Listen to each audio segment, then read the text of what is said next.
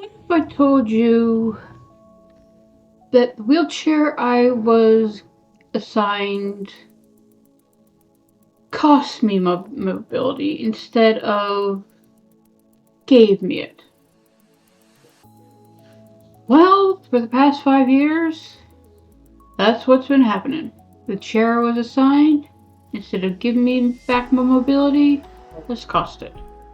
Why? Because it was too big and never suited for my needs.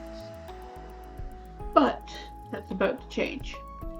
If you're new here, I'm Nyxks, a full-time wheelchair user, service dog handler, and a person with multiple disabilities.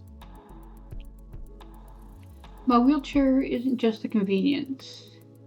It's my access to the outside world. But the one I got 5 years ago, it's cost me the access. When I first needed a wheelchair, I didn't qualify for the funding to get one. It wasn't until my condition progressed that I ultimately qualified. However, when I did qualify, I didn't get the chair that I actually needed. The home health care occupational therapist that I was assigned didn't listen to me. They went with the vendor that they wanted, not the vendor I wanted. And in the process, they fitted me with the wrong chair. But at the time, I thought they knew what they were doing, so I went along with it, not knowing better. Or rather, I had an idea from what I'd seen online, but because I didn't know what I didn't know, and they were the professional, I thought they had my best interest at heart.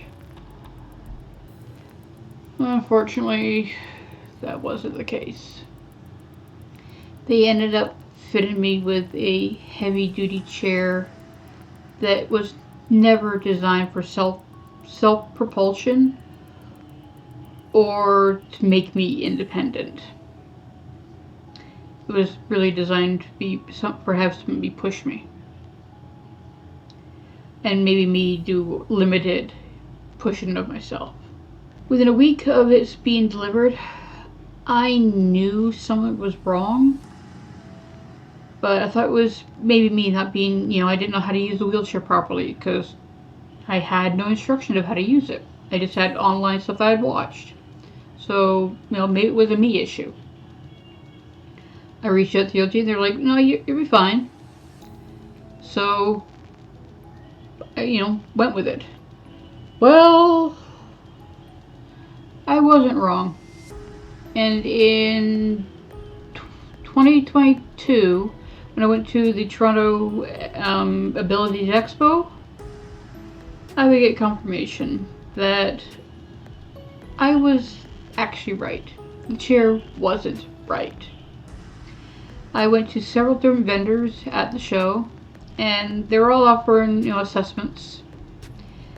And each of them basically said the same thing. Wrong chair, wrong type, not meant for an active user. And that got me upset because I thought I was right that it was wrong. I had been told by the OT that it was right and that I just had to get used to it. And now I had confirmation. So after the event, I went back to the OT, told them that no, they're wrong, that the chair is not right for me, it's too big, I can't self-propel, and this needs to get fixed. It fell on deaf ears. I was gaslit. She completely dismissed me, saying nope, the chair was fine. Well, fast forward to 2024. I have a lovely fall that ends me in the ER. And the person, they bring in a specialist, which is an orthopedic surgeon. And he sees how bad the fall is and what it's done to my knees and whatnot. And he wonders, he says I basically am a fall risk and I need to use my chair more than I am. I tell him that the chair isn't fitted to me properly and it's hard for me to use independently. He's like, well, take it up with your OT. So I take it up with my OT. And I get told they agree I need to use my chair more. They disagree that the chair needs to be replaced. Or modified for that matter. So I'm like, huh? I'm told I need to use the chair more. You agree I need to use my chair more, yet you say the chair is fine for me to self-propel. Pardon? Well, I did try to work with the vendor, but they gaslit me. They never returned any of my calls. So I basically let it be. Then a couple months ago in 2025, I had another big fall. Again, landed in the ER. Same orthopedic surgeon told me, why am I not using my chair more? I repeat what I told him. And he repeated, I am a fall risk. I need to use the chair regardless outside of the home. Talk about exercises in frustration 101. I again told my newly assigned OT what had happened. And they're like, well, yeah, you need to use your chair more.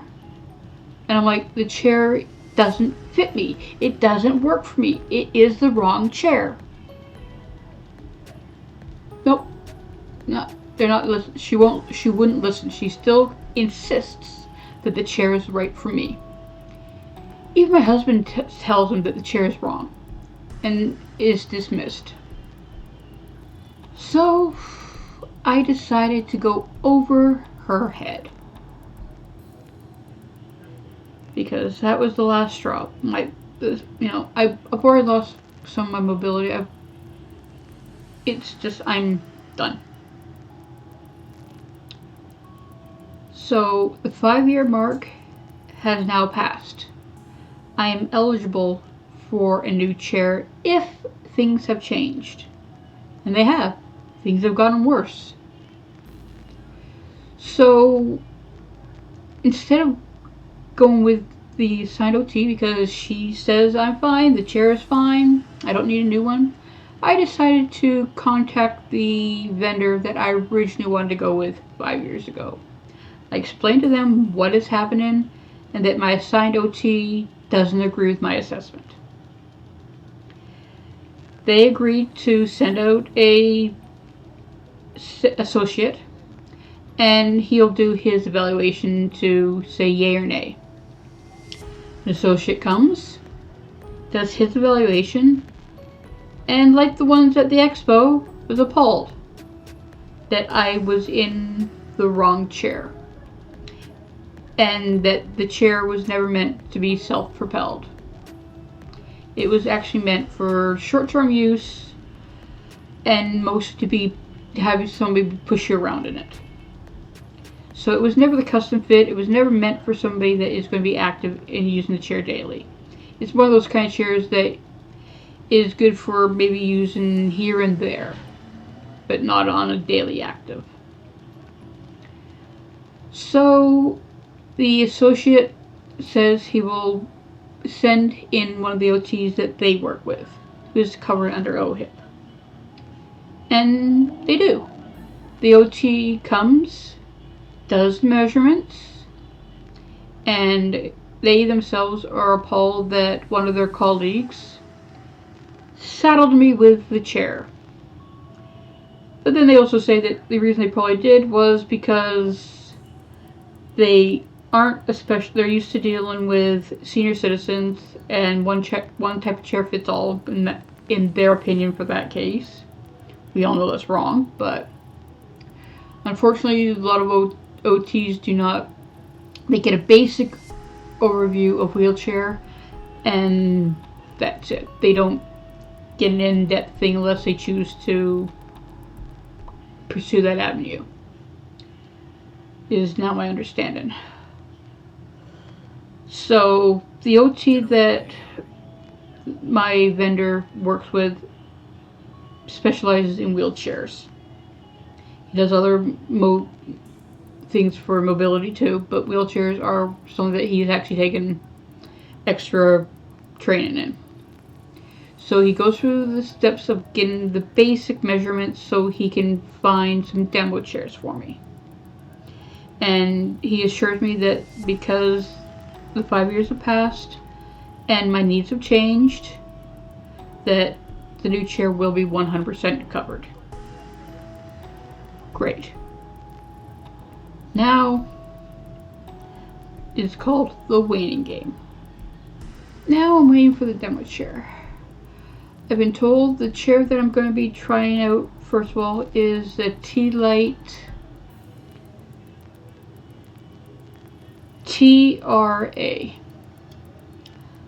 I know that means it's a dual frame, but I don't know if they're going to give me the titanium or the aluminum. I'm thinking they'll probably end up with the aluminum because that's what the things cover. They don't tend to cover titanium, but I could be wrong. I don't know yet. I'll find out. I've also learned that when the demo chair comes, that the person from the maker of the chair will be coming along to do measurements and answer my questions about the chair. Or chairs in general, and any other questions I might have. I haven't been told if this is going to be the fitting or this is just like a prelim fitting so they can get, a better understanding of what my needs are. I don't quite know yet, but I'll know when they come. One thing I can say is I am glad that I went with my gut and overrode the OT. This experience has been a lot more, this experience has been easier. It's felt like it's dragged on because there's been longer time between things than I'd hoped, but I also know that they have to source things and they have other clients, so it is what it is. But the one thing that I've learned through all of this is don't settle for good enough. If it doesn't feel right, question it. Make them explain why they are saying that it is the right fit, or you shouldn't have that particular style. Have them explain to you why they feel that is the case, and counter it with your own feelings. If they still don't listen, seek a second opinion, if possible. I know that isn't always possible, considering some of us have to go through Medicare, Medicaid, or other, the NHS, or any other program that has limitations. And we have to work in those limitations. So getting a second opinion isn't always possible. I got lucky that I still have to follow the ADP thing. At the ADP equals adapted device program. It's one of the programs here in Ontario that helps cover the cost of a wheelchair or other devices that are needed. They pay 75%, you pay 25%, or your insurance or whatnot covers the other 25%. So that's that. But outside of that, having the right fitted mobility device, be it a wheelchair, be it a walker, cane, crutches, the right fitting one will make you have a sense of accomplishment and freedom. The wrong one Well, destroys all that and makes you second guess things. Now, if you want to find out how things go, hit that subscribe button to keep up to date with what's coming on, because I am going to document my process. And if you have your own stories about the wrong fit in mobility aid or the nightmare, share it down below. Share your experience. I know there's others out there other than me that's had this negative experience. So until next time, take care, peeps.